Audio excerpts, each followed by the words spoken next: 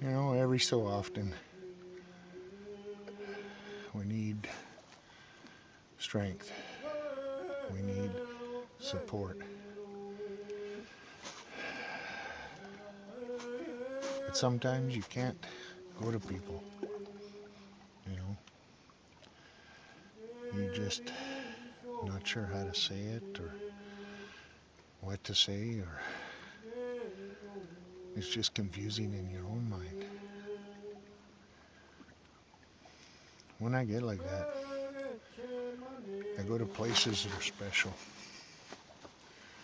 Like today. All this. You know. I used to bring my brother up here. And he loved it. I love it. And after he passed, I came up here to do a burning for him. And when I need to talk to him, I come here. I come here to listen to him and all those that supported me in my life in a good way, that have passed on. I come and talk with them. I sit here listening to the waves crest the rocks, the wind through the trees, and I just sit silent for a little while to center myself and quiet my mind. And then I start talking to them.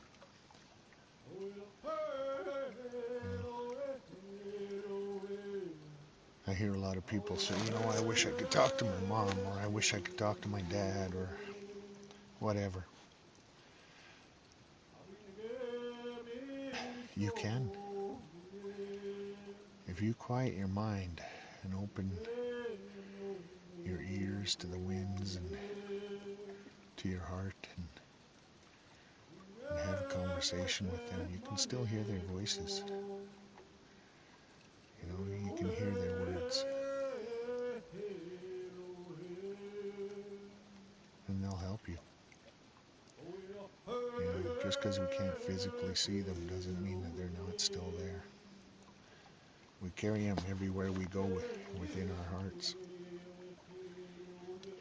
That energy is still within us. You know, when somebody crosses over to the other side, somebody very close to us, a part of us goes with them. The part of us, you know, that they held in our hearts. But a part of them stays with us.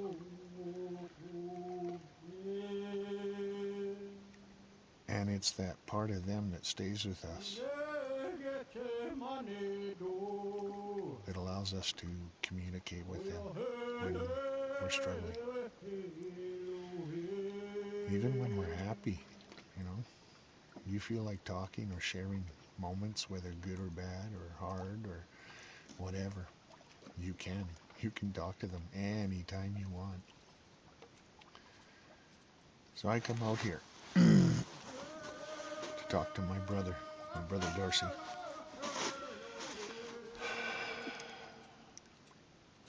Because we were very similar in a lot of ways. You know,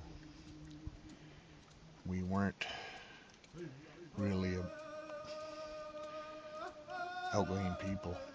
Sure, we had lots of friends, and you know, it was easy for us to make friends and everything else. But we struggled, both of us, with the follow through in keeping in touch with people and maintaining those relationships.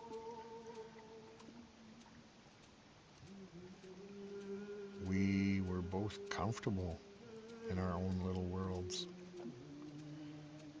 because of the traumas that we had both been through. You know, I can't tell my brother's story. That was his story to tell. And he never gave me permission before he passed to tell his story. And I honor that. So I will never try to or attempt to tell his story.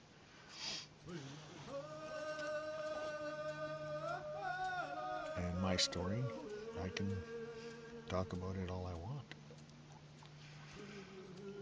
But that's not the reason I'm here right now, to talk about my story. The reason I'm sitting here is to talk with my brother. And I decided to make this video because I see so many people struggling and not knowing what to do or who to talk to, or like I said, I have lots of friends and I have my wife, and I could talk to any of them. But when I can't make sense of my own thoughts, I have to come out here. Because how can I tell somebody else and try to make sense of something if I can't make sense of it within me? And my brother helps me do that. Al Ghostkeeper, who was with one of the men I called Dad, helped me do that.